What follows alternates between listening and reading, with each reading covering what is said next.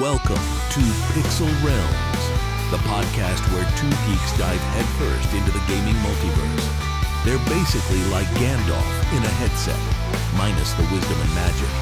So, grab your snacks and level up your patience. Pixel Realms, where the pixels are real, but the knowledge, not so much. This is Pixel Realms. I am Joe. And I'm Mark. And this is episode number 4, Don't Feed the Trolls, Toxic Gaming, which is a very huge topic within the gaming community. As far as back as I can even remember, it's obviously picked up more now that we've had cyberbullying going on in today's technologies, which is probably getting even worse as time goes on. But before we get into that deep main story today, let's talk about some news. A game that Mark and I both have a lot of passion with is The Witcher. And The Witcher 3 came out many, many moons ago. And I'm happy to report that The Witcher 4 is now entering full-scale production, which means they're now working on the graphics. They're now working on all the voice work. Pretty much they're working on the game itself and not the story. The story is set in stone. Goddamn time. It's taken a very long time. Not as long as, what Bethesda's done with Skyrim, but nevertheless, we're going to see a Witcher 4 maybe within the next, I would say, 3 years. Yeah, the big difference is that with Skyrim or Elder Scrolls 6, they'll probably still look the exact same as Elder Scrolls 5. Probably. Well, look at Starfield. Yeah. Like Starfield. A very minorly upgraded, if that. That's being nice. It looks fine. It's not as big of a jump as I think some people thought it was going to be. It should have been a big jump. Like, this was their chance to really, show off, and they shit the bed. Cyberpunk, which another game that, as Mark said, shit the bed. Initially at launch, it was disastrous launch in terms of its performance on consoles. The PC wasn't as bad, but it was a very demanding game because it wasn't very optimized, and it was still based on the project. What's it called? I don't remember. Whatever project, CD Projekt Red's engine, Red Engine. That's what it's called. Based on the Red Engine, which is not the greatest in today's standards when it comes to gaming engines. Witcher 4. Go ahead. It was embarrassing. It was an embarrassing release, and for a company that had earned everyone's trust, like CD Projekt Red, it was a real kick in the ass for fans to be like, this company produces good stuff, but then they come out with Cyberpunk, and it definitely damaged the reputation. I mean, I personally know the game is fixed, right? Like, I know it's better. Everyone says it's better. I see people playing it.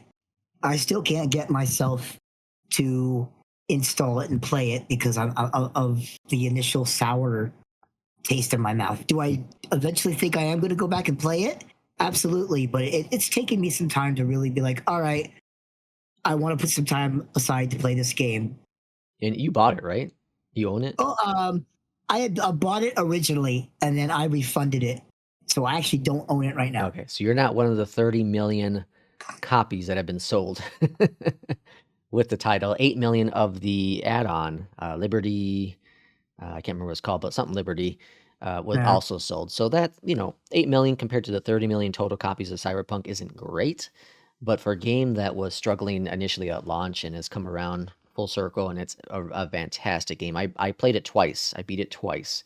One as a main character, or the male character, and the other as a female character. And I'm playing the DLC, or I played the DLC as the female version of the character, and it's fantastic. It's just fantastic. It's on sale right now. I think the Ultimate Edition is on sale for $50, and that's for the complete thing. So it's something that I'm looking at as I might buy it, but I think with this game, I think it's going to be a wait until I'm absolutely ready to play it before I pick it up.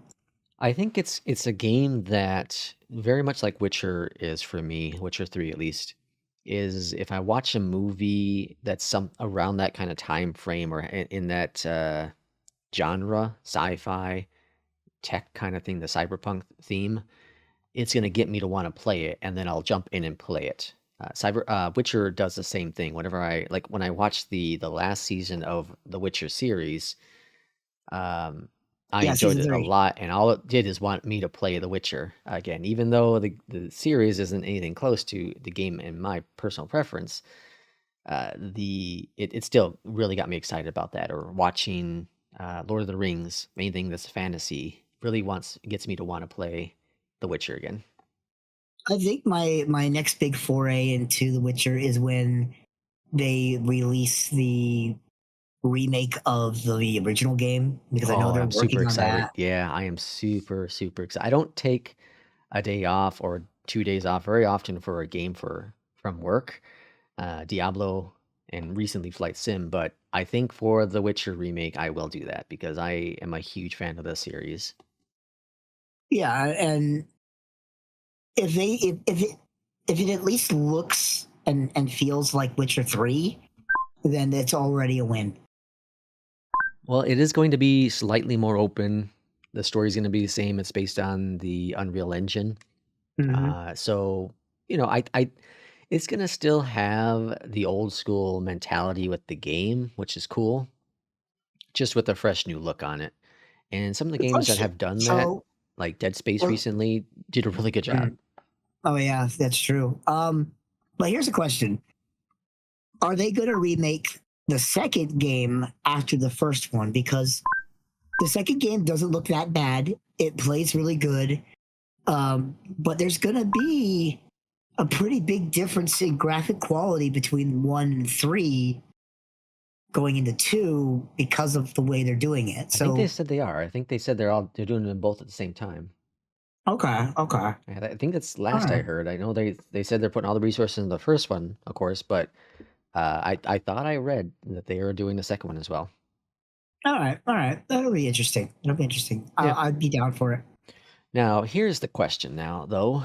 In person gaming or online? Diving into our next fresh take.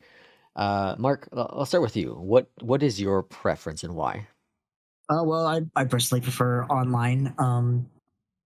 But mine's more because I just don't have people around me to play in person with. I mean, I have my wife, I have my kids. My wife doesn't really game at all.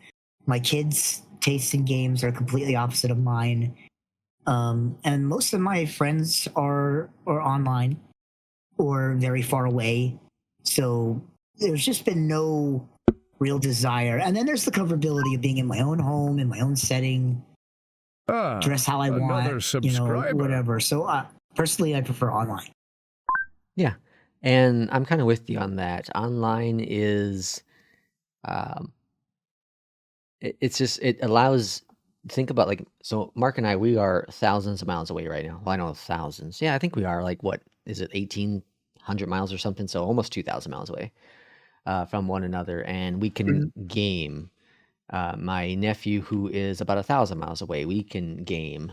I game with people across the ocean in a different continent than where I live, and Oh yeah. it allows more access. And here's something funny. Actually, talking about my nephew when he was younger, and this is 10. This is what not even 10. This is 15 years ago, maybe.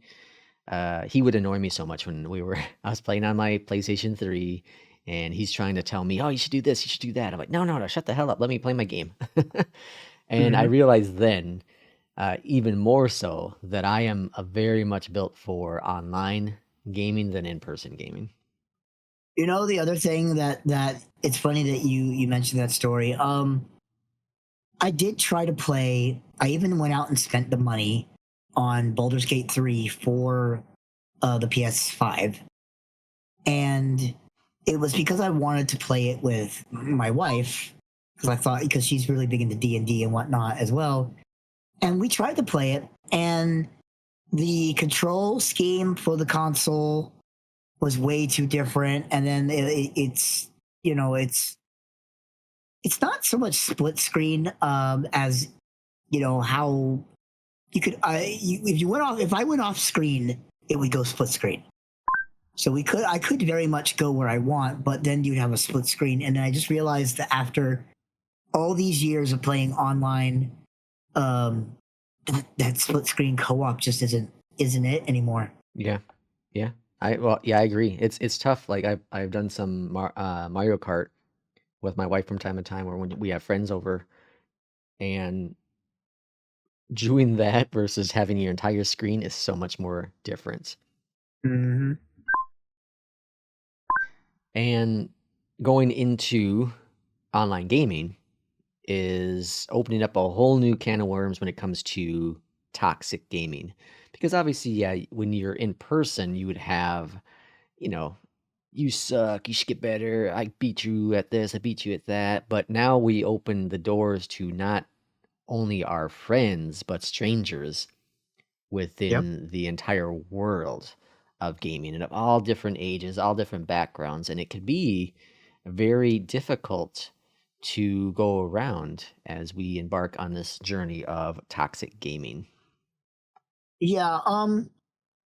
It's a different world now. I think it's really very, very scary when you really sit down and look at the way things are now. Social media. I stand by what I've said in the past. Maybe not so much on this show, but just in general, I think social media was one of the worst inventions we've ever come up with. It started off as a great thing, and then it quickly soured because there are so many places to go now online, and you can't get away from just the amount of pure hatred that people are spewing, just sometimes just for existing. So it's, let alone something that people are passionate about, like gaming. I mean, I played games like League of Legends in the past, and you'd get things like "kill yourself" or "I hope your family dies" or something like that, and it's like all over a game, or because you lost a match, or because you didn't do the play right that someone wanted, and someone has the nerve to be like, you should kill yourself because of Well, this. think about swatting too. People Oh do yeah. swatting for to streamers, which is just insane. You're watching these people for the enjoyment, whether they're entertaining you or if the game they're playing is entertaining you. And now all of a sudden people do this for what reason? Yeah, exactly. No, you're right. It's mind-boggling to me how the concept of "I don't like this, so I'm just not going to watch it or interact with it" has escaped people. Instead, it's in my face, and instead of clicking the button to click it off, you know what? I'm going to make this person's life a living hell because it happens to be in my sight. Just don't watch it. Like, I why waste your time watching something you don't fucking like? I It's stupid. recently, yeah, I recently was streaming the new flight sim for every day of its launch, and it was fine. But you get this couple of people that come in there, and it had a rocky day one with server issues that plagued it. It's a new launch. It's an online game. It's going to have those issues. But then you have people come in there like, "Oh, why are you playing this piece of crap? This thing's garbage. Why are you doing this?" And I'm like, "Why are you in my video stream for a game that I clearly am having fun playing?" Yeah, So go somewhere else. There are hundreds and thousands of other streamers you can watch that are not doing flight sim. and that's the thing. That's the thing where I just don't understand where this self entitlement, I guess, came from. Where it's like, you're not doing what I like, or you don't sound the way I like, or you're not playing the game I like. So fuck you and fuck everything about you. And it's like, where did this come from? When did this become so like mainstream? Because that's what it is now. It's mainstream to be toxic almost. You've got influencers, people who make TikToks harassing people, pranking people. You get all that kind of stuff, and you get just content creators that are just nasty, vile people, and their community becomes nasty, vile people, and it's just a manure, just spreading manure everywhere. Just it stinks, and it's I can't wrap my brain around it, Joe. I really can't. It is 40. awful. It's a terrible thing. And okay, but so you brought up a great point about the communities because each community can have a major impact how it's done. For example, I bring up Flight Sim a lot because that's my big passion hobby, but I follow a couple content creators that are big into flight sim, and I follow them not only because of the content they provide and cover, but because of the community that embraces Mhm. that person, that content creator, and how much they love each other and respect each other and support each other and want to build the best happy foundation they can. So you come in here to lose your mind and have fun with what's going Yep. on. Two of those content creators helped me through some major life struggles here in the past couple of years because I felt I was part of that community, part of a friendship, and that when the Yeah. content creator was talking, it wasn't that they were talking to all of us, they were talking to me in some points. I think that's really, really cool. And then you have communities that are the complete opposite, like Mark is saying, that uh, either the creator themselves enter this world of toxic behavior, or the community becomes that way and it brings in that content creator. Yeah. So I'm going to give you an example, and I'm going to try not to go on too far of a rant because I'm passionate about this. But I'm big into VTubers. My favorite VTuber is a lady named Iron Mouse. She is a VTuber on Twitch. She just had a subathon in September, uh, past the all-time sub goal, all time, 326,000 subscribers is what she got to. She passed another content creator named Kai Cenat, who had the previous record, 306,000, blah, blah, blah, blah, blah. So as soon as she passed the record, and this is something she's been dealing with for years but she just got this wave of hatred because their favorite streamer got passed in all-time subs. And to his credit, Kai has had nothing but nice things to say about her, has praised her, has said, "Hey, don't fuck with her." But he's at such a large he has such a large community, and most of these people are kids and young adults, and up to like your 20s and maybe early 30s. But like these teenage to 20-year-old people are probably the bulk of his audience. And when you're sitting at I think I looked at his stream the other day, he was sleeping and he had a casual 60,000 people watching him. He's 60,000 sleeping? people while he's sleeping because he's running a subathon. Okay. Oh, okay, So okay. the stream's on, and he started the subathon to retake the goal because to retake number one, but he decided to give to charity because that's what Mouse did with her subathon. So she inspired him to not only run a new subathon but to donate to charity and that kind of stuff. But no, she still gets waves of hatred just because she passed his goal. And again, this is the content creator trying to say, hey, don't spread hate. And they're just like, nah, this bitch, she passed Kai. She, like, what is this anime girl? Like blah, blah, blah, blah, blah. Because because VTubers, that's a whole nother topic for a whole nother day. But VTubers alone have their share of hate just because they're VTubers. And that all spans from this toxicity that has come up over the years, and even content creators who want to build healthy communities. When you get to a certain size, you just can't control people, and that's not his fault. It's not his fault if people find him genuinely entertaining and they flock to him and whatnot. Like I personally don't watch him, but that's not because I think he's a bad person or a bad content creator. Obviously, if 60,000 people casually watching him sleep think that he's good, and when he's live, he's got usually over 120 plus thousand people watching him. Obviously he's doing something right, but he can't control that many people. And Yeah, and like so you look at it it makes as yeah content creators obviously the big ones can make some serious cash, but they also Oh have yeah. their own expenses they have to pay to provide that service. A lot of them aren't big corporations like what is it, Linus or Linus Tech, whatever the heck it's Linus, called. Linus Linus, Tech Tips, whatnot. yeah. But I Like think they have a so. I think corporation. They could pay people to monitor.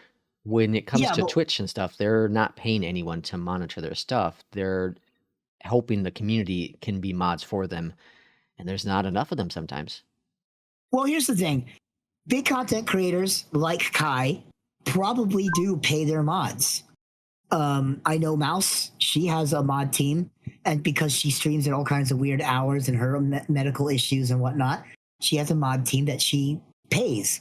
So these content creators, these bigger ones, do pay their mods a lot of the times. It's just you can't stop what they're doing online, and that's where it boils down to: where did the toxicity come from? Because it's not directly from the content creator. Yes, the content creator can be a cause of it, whether it's the type of audience that they bring in, whether it's an age group thing, or the person's just a shitty person. At the end of the day, you got to look back and wonder where did this come from? It's got to me. It's the anonymity of not having your face attached to like a screen name or a username, so that you could kind of forget that you're a person and forget that the other people are people and just spew whatever you want. But it still doesn't make sense to me because logically, you would know that's still another person there. They have feelings, they have families. You know, when did this become okay? It's what I'm still trying to figure out. Well, some people When did just this don't be have okay? filters. They don't have no way to. They feel they have no way to control their outspoken ways. And you touched on the great thing, which is the people being anonymous. And I used to work over the phone and talk to people through the phone for work. And people are brave when they're not in front of you. People are Yeah, very, that's very true. brave It's true. because they don't have to deal with any of the what if I said this? If you came into a business, I can just kick you out. If you came into a Yep. business and you wouldn't leave because I kick you out, I can just call the police and they kick you out. On the phone, it's a lot more difficult to get the authorities involved to handle a situation. Yeah. I just I don't know, man. It's just mind boggling to me because you know there's always going to be bad people and there's always going to be bad things in the world, and it just feels like this is a needless thing that people have added to the world's overall problems. Like, let's go online and let's just make someone's day terrible. I had a bad day, so I want to make other people feel bad.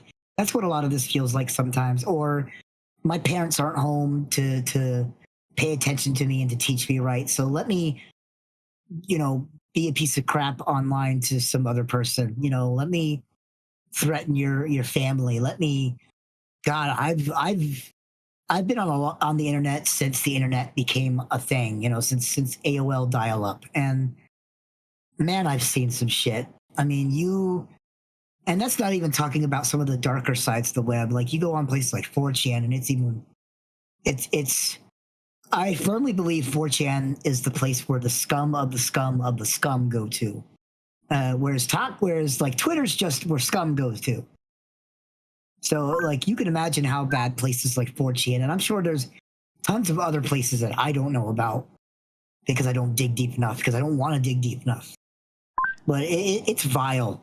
It's vile and it's nasty. And sometimes I wonder some of the other countries. Let me look at Korea.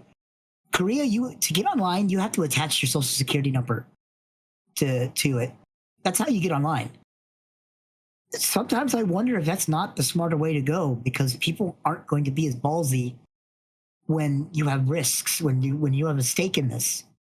Because the idea of treating people how you want to be treated has long since gone away, and it doesn't make sense. Yeah, and I don't know if that would be the best way to go, but it is an idea.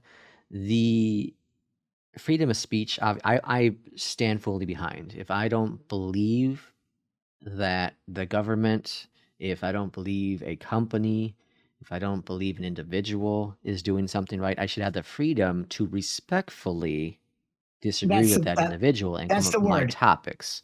That's the word, though. You just said it respectfully. I don't say I'm not. I don't necessarily agree that what Korea is doing is the way we should go. But the only reason why I mention it is because at least it's a lot harder for people to be nasty when there's a way to track you. But yeah, I do agree that puts other things at risk. You know, like losing the sense of freedom of speech. Because I do agree that we deserve to have our freedom of speech. I just think that, like you said, it's about respect. You can have a disagreement with someone and you can argue till you're blue in the face and not come to a resolution. But at the end of the day, as long as you're respectful about it, or or agree to disagree type thing, or walk away from that conversation being like, I don't like this person's views, but I can at least understand them and I respect them for having an opposite opinion, then that's great. But that's not what we see online anymore. It's, oh, ha ha ha ha, kill yourself. Oh, I'm gonna, R word. I'm trying not to say, that's the only time you'll hear me say that word.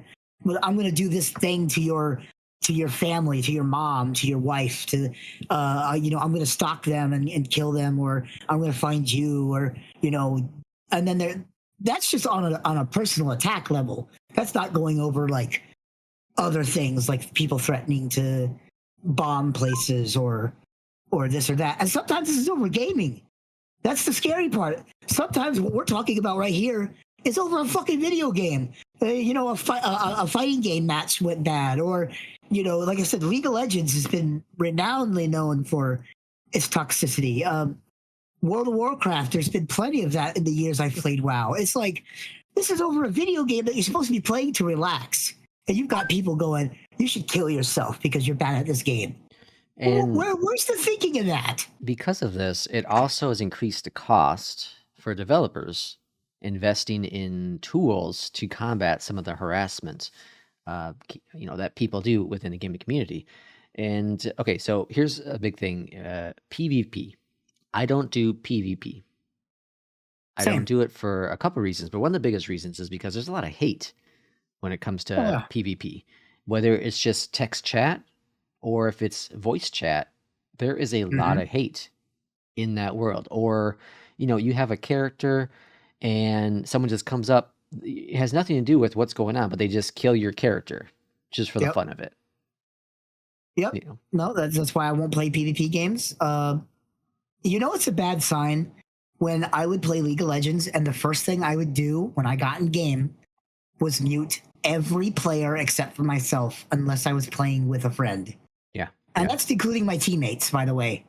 Because the way League worked, you could just click a button to mute the opposite chat, but you had to individually mute your own teammates.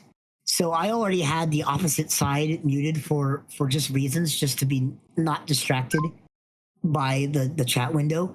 But it's bad when you have to mute your own teammates in a team-based game where you need to be able to communicate with them. And I mute them all immediately because I know somebody at some point is going to say something nasty because I didn't do something they liked, or they messed up a play and they want to blame someone, or someone else messed up a play and they want to blame that person.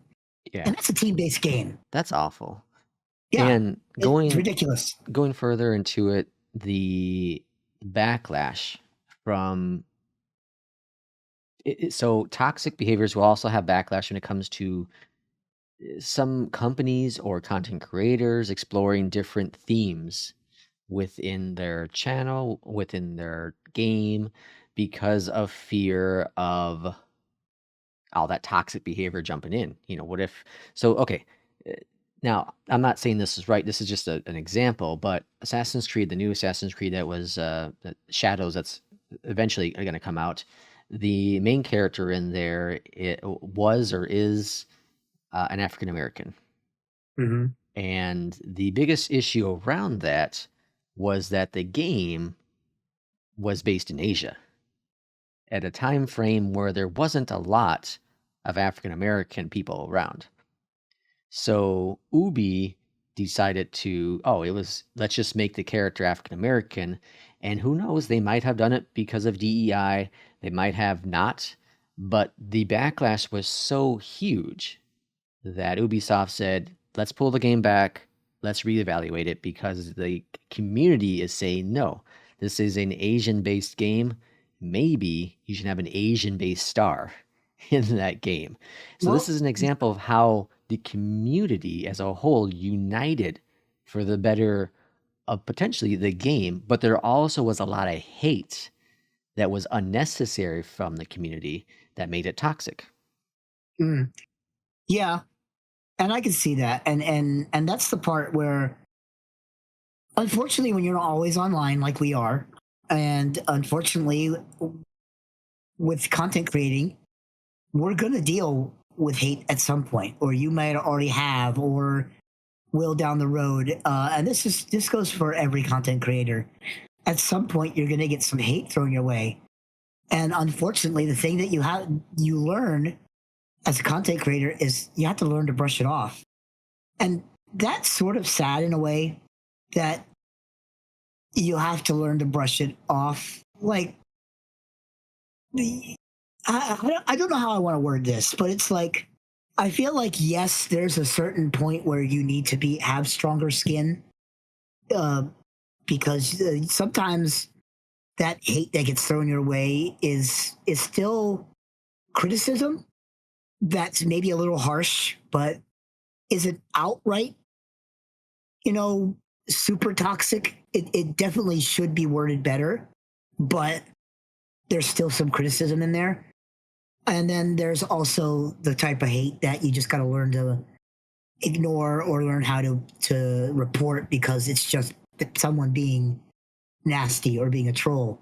So with content creating in general, you're going to deal with some level of hatred. That's just kind of a fact. Is it a sad fact? Yes.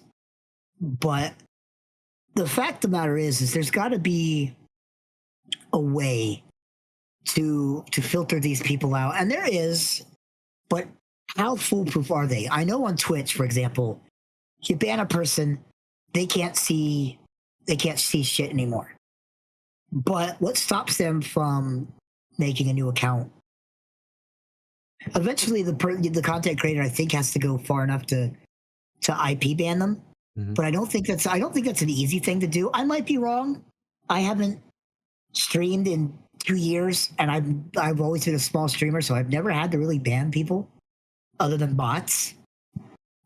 So maybe I'm inaccurate on that, but it just seems like, to get rid of the hatred, at least on a content creator's side, it's a little more difficult than just straight up hitting the ban button. Yeah. I mean, yes, you have moderators that could filter that shit a little bit better.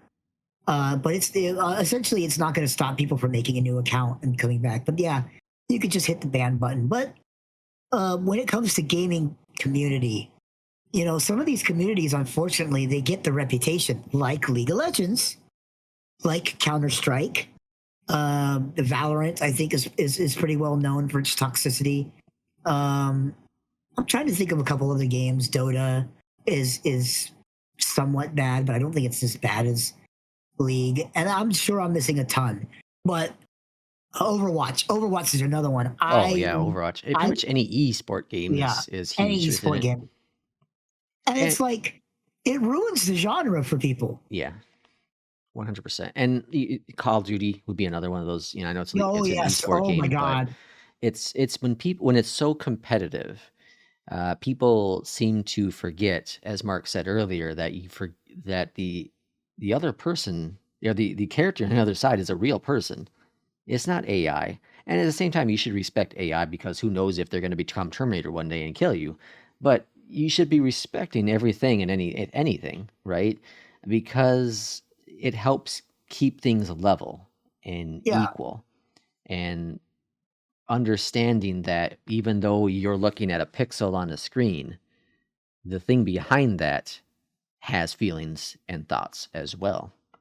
I just it's like I stated earlier, and I don't mean to go back to it, but it's like, why can't we just not watch or not play something that we don't like? Why do we feel the need to like voice our opinions sometimes? Like, I understand if you have a passionate opinion and it's passionate, and if you make like a well, thought out, well informed argument, that's one thing.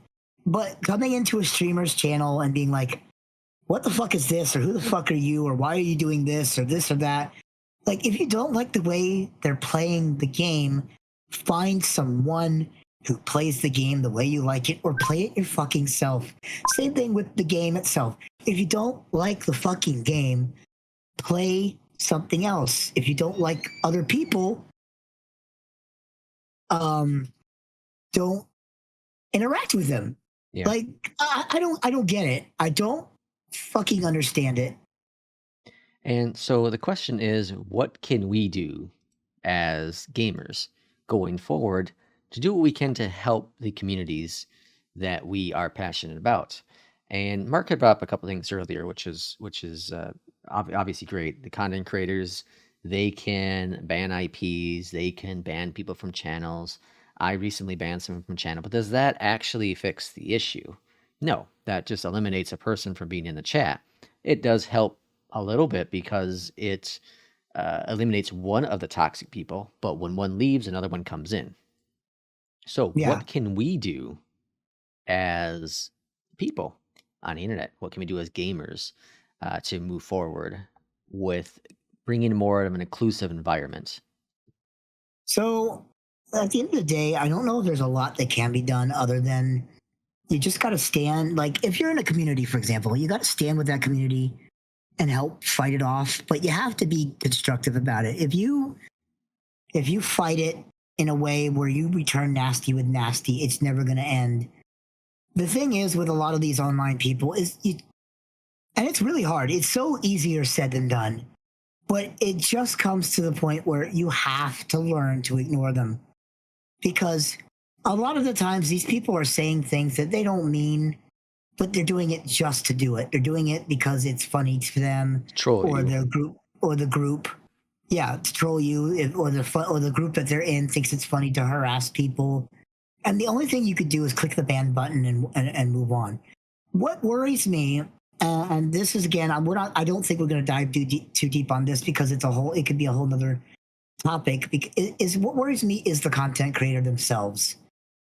When you see an amount of hate, even if your community is great at kicking it out, even if you hit the ban button, the ignore button, some of these creators, and I would probably be guilty of this too if I had a bigger community and where I had a lot of hate coming my way, I would probably go back and read what the people are saying and seeing if it's just like nasty trolling, or if someone's saying, oh, I hate the way you sound, or I hate the way you look, or this or that. Like, that's what some of these people do, is they try to attack you personally. But what we can do to help with that, at least to positive people, is to, when you see those comments, when you see that hate, to bring a positive aspect to that, right? So, you suck at this.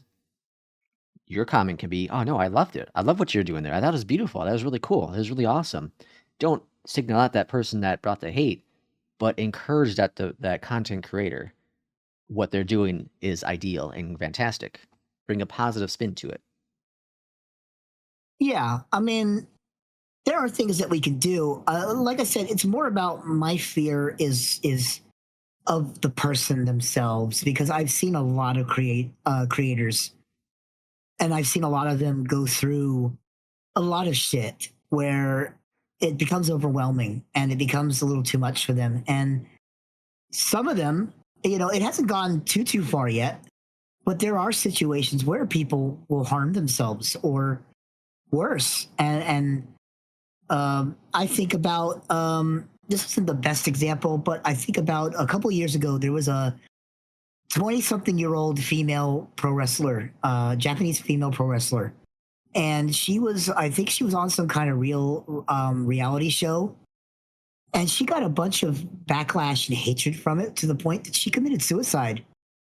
This is a 20-year-old girl, 20-something-year-old girl, peak of her life, had so many years left, and because of social media and harassment from like a TV show or something, she couldn't handle it and she killed herself. And that's what ultimately I worry about, is the overall health and well-being of the content creators, because you could try, and that's the only thing you can really do as a fan of said content creators, is you can try to spin positivity, and that is definitely one way to help.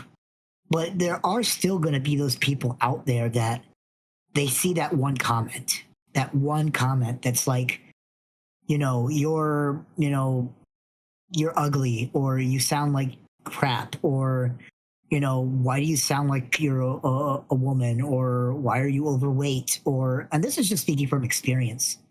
Me, this is something I've lived with my whole life, is I've been overweight for a long time, and I've had people say those kind of things, and I've always had a problem with my voice sounding higher pitched than it probably should for your quote unquote man, stereotypical man.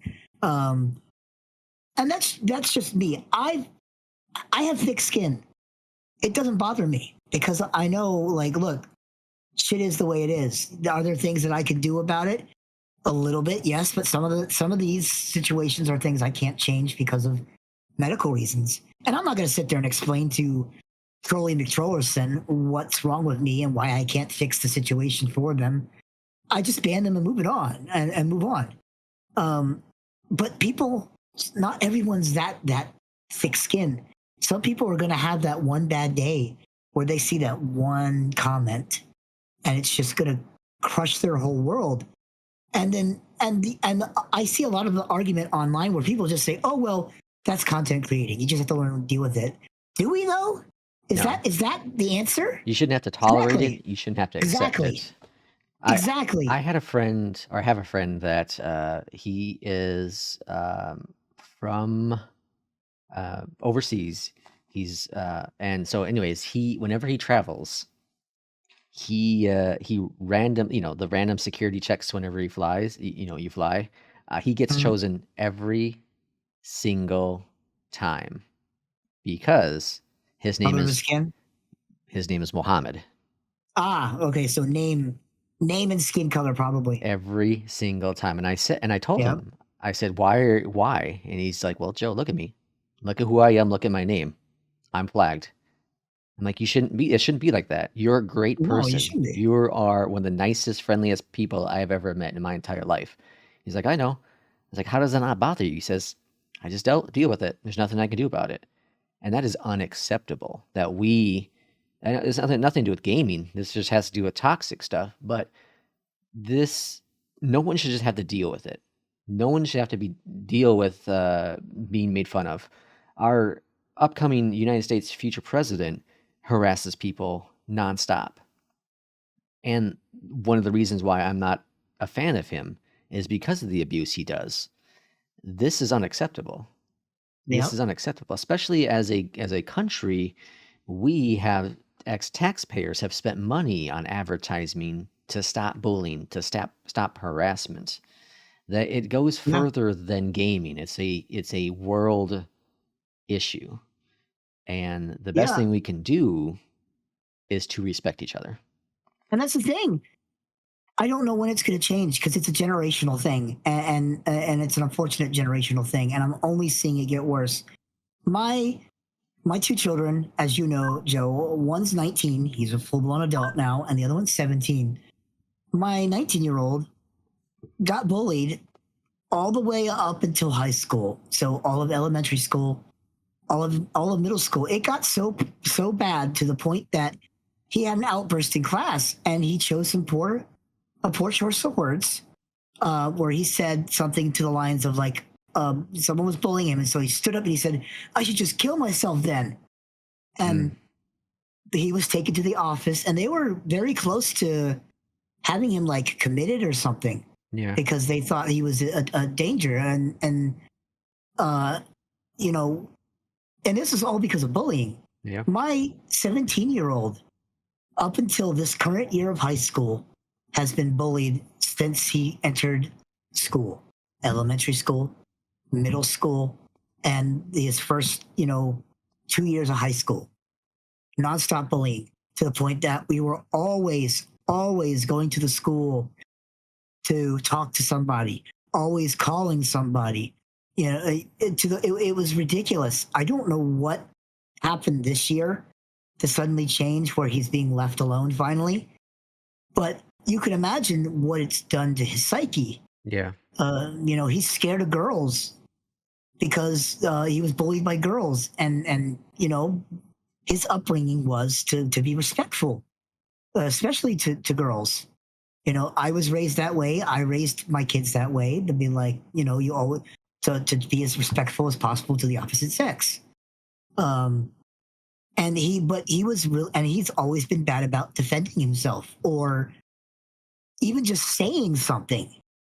And we would have to get on him, not in a mean way, but we would have to constantly remind him, be like, if something's wrong, you have to tell us so we can help fix it. And that's just my kids, right? Imagine what other people in worse situations have to go through. And imagine, someone whose kids went too far. And, there's so many stories out there of cyberbullying and bullying where someone's child took their own life because of the bullying. And, the schools and the system and other people just turn a blind eye to it. And this is the norm now. And that's what baffles me, is why and when did this become the norm? More people go through bullying and harassment now than they don't, in my opinion. Do I have facts behind that? No. Am I going to go do research on it? I don't have to. Half the time, I just open up the news, the daily news, and you can see articles about this kind of shit. So where does it stop? And that's the problem, is that we've already proven that, like, someone dying doesn't stop it, right?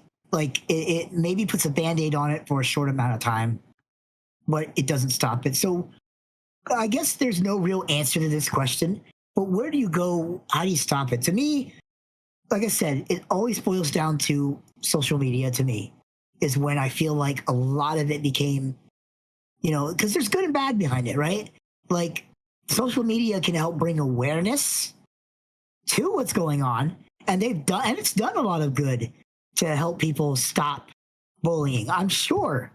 But because media thrives on negativity, you see more of the hate and the negative side than you do of the positive side of, oh, hey, this was made aware of we were made aware of this situation because of social media, and we were able to stop it, instead of, oh, this will get, news clicks and news watches. This kid killed himself, or he killed his whole class, or this or that, and that's another topic that we're not even going to bring up, because that could come up to different things. But there is a lot in common with a lot of this stuff: toxicity in gaming, toxicity at home, just upbringing in general can bring rise to hate toxicity, which then can carry on to online.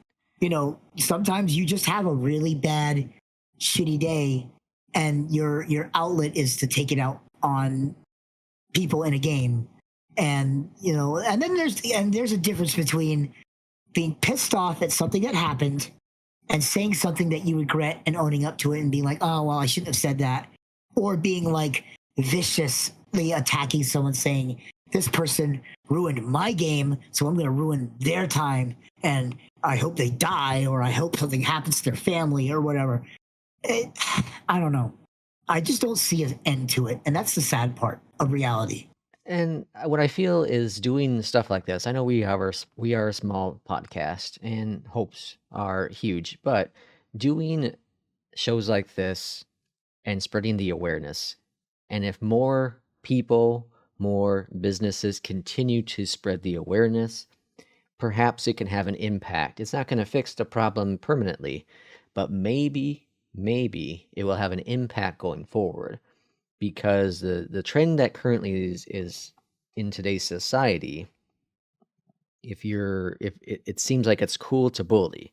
So the younger people are learning that tactic, they're going to start bullying even more, and as they grow up become bulliers, and that just spirals out of control. But if we can spread the awareness as we are doing in today's society, especially the past 4 or 5 years with DEI, embracing communities, embracing people, it might help a little bit going forward. And that's all you can hope for, is even if you just reach one person. But and that's what we want to try and do with this podcast and just with life in general. I know I've tried my best to raise my kids to be respectful. My oldest boy, I'm very proud of. He's a pretty respectful young man. My youngest still got some growing to do, but he's not inherently disrespectful either. He's got some mental health issues that he's dealing with but he doesn't like treat people badly per se. Yeah, he'll embrace kind of meme culture with people that he plays with online, but I've never heard him be outright vicious or toxic. And that's part of it, is raising your children to be like, look, you can have fun online, and you can, I don't want to say you could do a little bit of trolling, but you know what I mean, right, Joe? Like there's this level of trolling where it's like you're doing a harmless, like silly, stupid things, and then there's the trolling that's legitimately trying to hurt people, and you've got to help define the difference. You gotta try to spread awareness. You've got to try and spread positivity, and it's so much easier said than done. And I understand that, because we all have shit in our lives, right? Like life isn't the greatest right now. We're not living in the best timeline, and that has nothing to do with politics, religion, or anything. That's just society in general, and so it's a little harder to be positive all the time. But if you take that extra second to think on these subject matters, and think about, I'm online right now, but I'm having a bad game, or this person's doing something I don't like, and I really want to say something. There's saying something, and then there's being nasty about it. And if you take just even that extra second, I think sometimes people will say, oh shit, I was about to say something really bad, something I wouldn't normally say.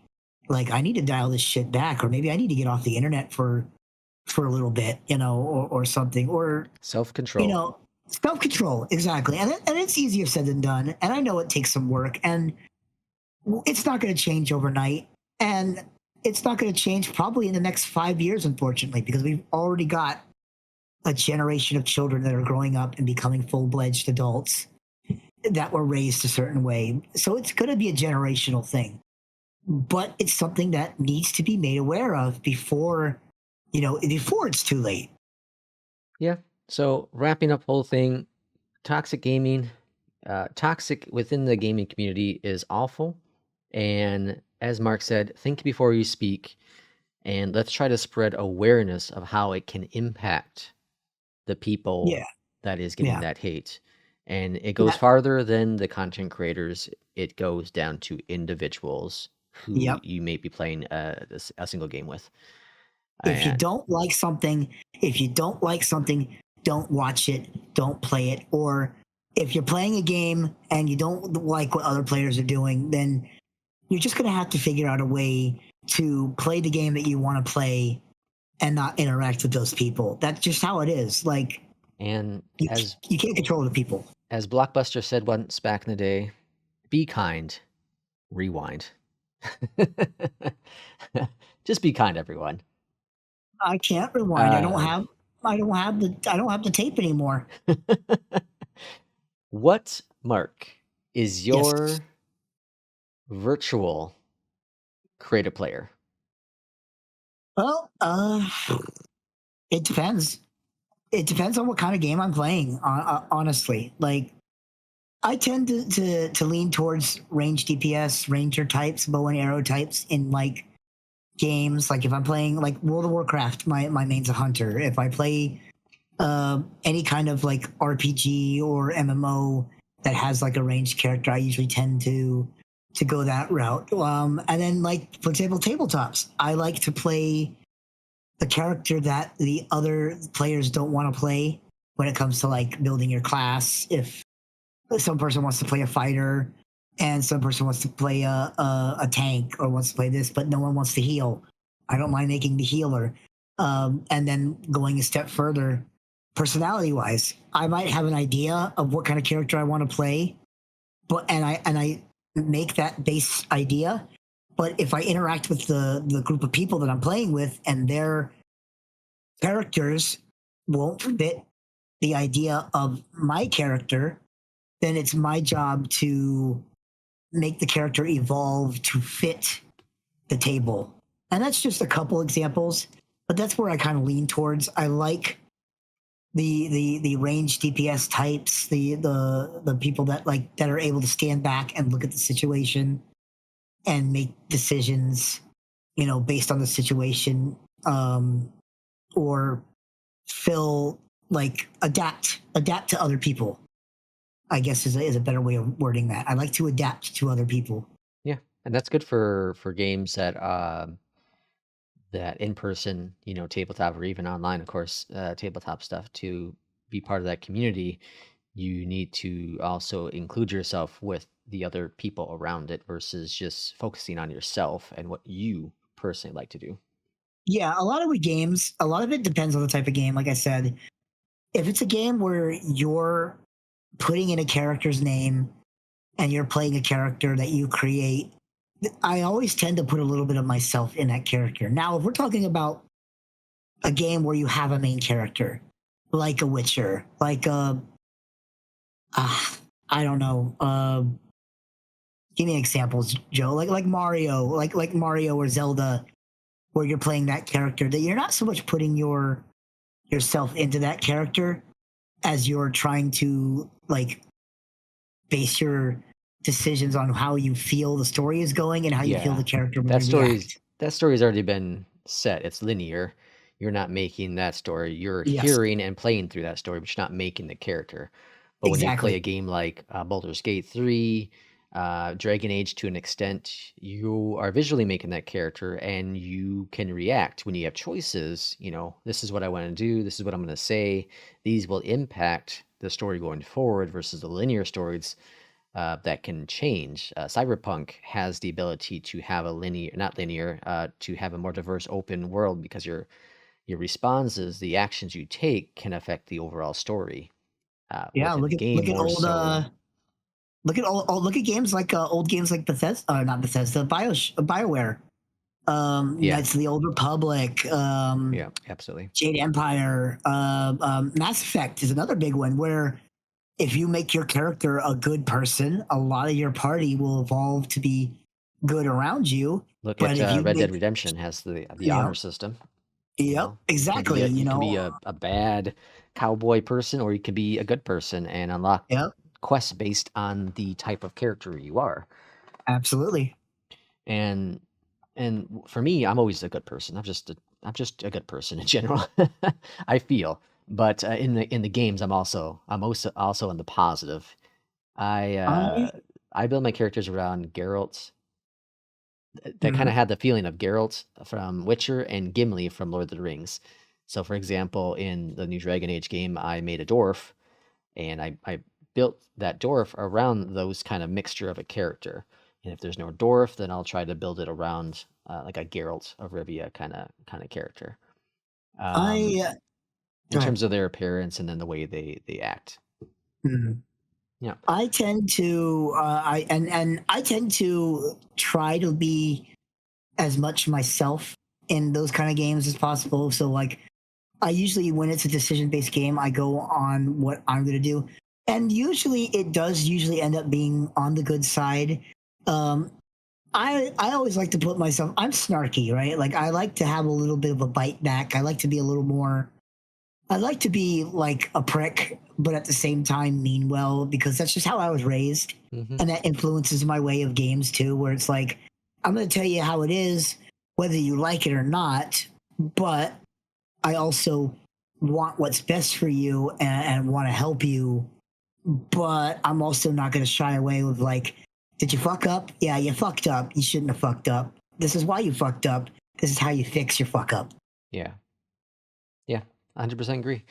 And moving on to our final topic today, which is hot takes, cross-play gaming. So, what we mean about cross-play is the ability to play a single game, the same game, Mm-hmm. on a Switch, on a Xbox, on a PlayStation, and a PC.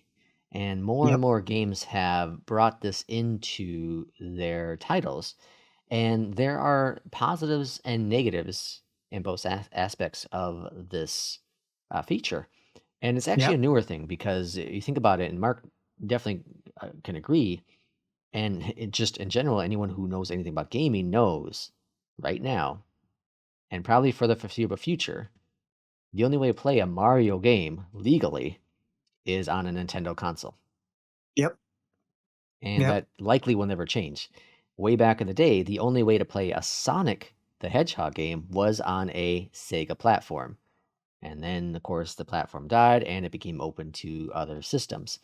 But crossplay now is opening the doors even further where consumers, there recently, actually, Mark brought to my attention, there was a mobile version of a Ninja Turtle game that came out that was available on the iPad and Android devices. I also think it launched Yep. on the Switch. Recently came to the PC, and I think it also has crossplay. I might be incorrect on that, but that is an interesting switch over. A mobile device, a mobile game, becoming a full-fledged PC title to an extent, right? There's limitations, but that's kind of cool. That's a cross play. It's a cross-platform opportunity with gaming. Yeah. Look at a game like Baldur's Gate 3. It's huge. It's on, PC, but it's also on console. And I know that they are working on crossplay. So theoretically, maybe eventually I could get my wife to play on, the PlayStation if I still had one. And I would play from my computer, for example. And I know there's other games that have done it in the past. I think, I don't know about Minecraft, but I know some of those other type of games, like I think Roblox Yeah, I think might be Roblox one of them. is. Yeah, I think so. I'm pretty sure. Yeah, I know there's a couple games out there that like you could play from your phone and the other person's playing from their desktop or whatever. So it's been around a while, but it hasn't been advanced a lot yet, and it's just now starting to get more advanced, So and that's obviously, great. yeah, with crossplay, it brings in more people to the community. So you can now, some people can't afford a high-end PC, so they play it on the Switch, but that shouldn't stop people from playing together the same Yeah. game. So it increases that player base. It also allows the consumer to decide what platform would be best for that game. If it's Yeah. someone that travels a lot and can't bring if they don't have a gaming laptop, they don't have a gaming PC, they don't have a PlayStation, and they want to just go around with their Switch, that's great. That's very portable. And there are, of course, negatives when it comes to cross-play as well. Hmm. And since we talked about it earlier with the toxicity in within the gaming community, this could also play a major factor in there in terms of, oh, well, PC race is best, console race sucks, right? Yep. And it expands that harassment to another level. Like, oh, why are you not playing this on PC? Get a job and get a computer so Mhm. you can play it for real. Or just in general, like it's a needless facet to spread hatred, but it's a technology that needs to exist because there are different lifestyles and different upbringings and different financial situations that should allow people more opportunities to play games and play with other people. Yeah, absolutely. And this isn't a PC versus console argument, but the there are performance issues when it comes to different Yes, consoles. The Switch is limited in its overall especially the performance. Switch. Yeah. So, for example, what was the game I was talking about earlier? Fall All Guy. guys, Yeah. So all Fall guys. Guys, I played the heck out of Fall Guys for a while there. It's a goofy game just to kind of lose your mind in. And I was playing on a PC for a very long time, but I decided to try it on the Switch, and it's so much different because it's limited with its FPS. Its graphics Hmm. are a major downgrade. The controls are a bit wonky if you're playing on the actual Switch versus the gamepad. And so there's that imbalance, right? The difference in skill sets on the PC, I'm pretty good. I can get to the, close to the final round most of the time. On the Switch, I was lucky to get out of the first round. I'd be falling off the edge all the time because I couldn't hit the button on time, or there was the delay in there because of the FPS in my head. And then also going into, I think a lot of games have this restriction there, but not all of them, is gamepad to controller. I mean, Hmm. gamepad to keyboard and mouse. If you are good at using the keyboard and mouse, you're going to be pretty dang good and accurate when it comes to first person shooters. Yep. Whereas if you're a console gamer, there is a little bit of a delay when you're using the joystick to aim your sights down the I, road there. yep. I could never do it. I could never play. I tried Call of Duty in the past because a bunch of my coworkers were playing it. I tried Left 4 Dead, which is a game I was actually pretty good at. And just the quality is just not there on console compared to my PC. Now there's some people who love it and some people who are really good at it, and that's great. But it's not for everybody, and I'm definitely not one of them. But I don't go around saying, "Oh, you guys suck because you're playing on console." That's something that like goes back to toxicity as well. It's like there's a difference in skill, and your skills might be better because you have a different platform that you're playing it on. Hmm. FPS can be a big make it or break it. Lag can be a big thing. The joypad or the controller definitely can be. There's a reaction time there, and uh, there's all different styles of gameplay, and that also goes back to toxicity of like just another thing to like be mindful of and not spread like I'm better than you because I'm doing it this way.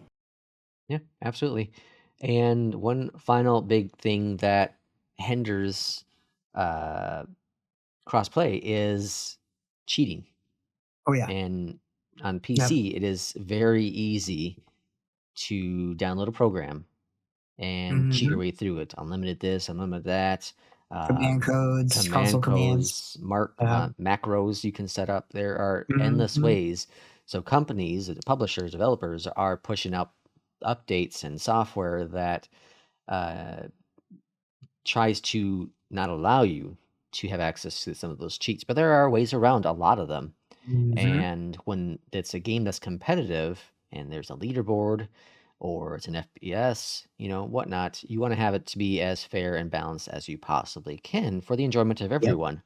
But some people want to cheat their way for whatever reason. Fame, Yep. fortune. There's no fortune typically, but for that fame. Yep. Oh, you're right. It's a big issue that thankfully usually gets dealt with, but there's never a way to completely get rid of it. Yeah. So I think, a crossplay is great. I think as time goes on, as technology advances, I think they'll probably bring in AI to help combat some of the cheating, probably combat some of the skill differences, performances in there to help with it, Yep. and maybe even the toxic behaviors within the community. And it's going to get better. I think crossplay is here to stay. I am Yep. very open to it. I would love to see more developers, publishers. Uh, I love to see Sony bring their titles day one to PC, day one to Yep. Xbox. Nintendo is never going to do it. That Nope. is never going to happen. They keep their doors shut and tight, but that's fine because their stuff is affordable. Their consoles are on the lower costing bracket. Their games are the regular price, but their consoles in general are less expensive, so it does allow accessibility to more households.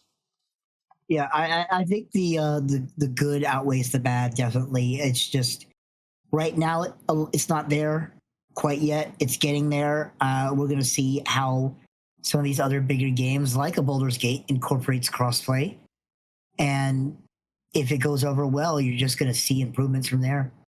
Yeah, absolutely. Well, Mark, if you don't have anything else, I think we can wrap up this episode. Yeah, as usual, I just like to thank anyone who does listen to the podcast, especially this week dealing with extra sick Mark. I'm getting over bronchitis, so that's why my voice sounds like shit. But I wanted to record, and this is a topic worth recording about. Yeah, this is a very passionate conversation that we've had, obviously, and hopefully it helps spread some of that awareness of how awful it can be within the community. But as Mark said, thank you for watching and listening. These podcasts are fantastic and fun, and we have a lot of really cool episodes coming up down the road here. So again, thanks for watching, and take care. We'll see you for the next episode. Bye.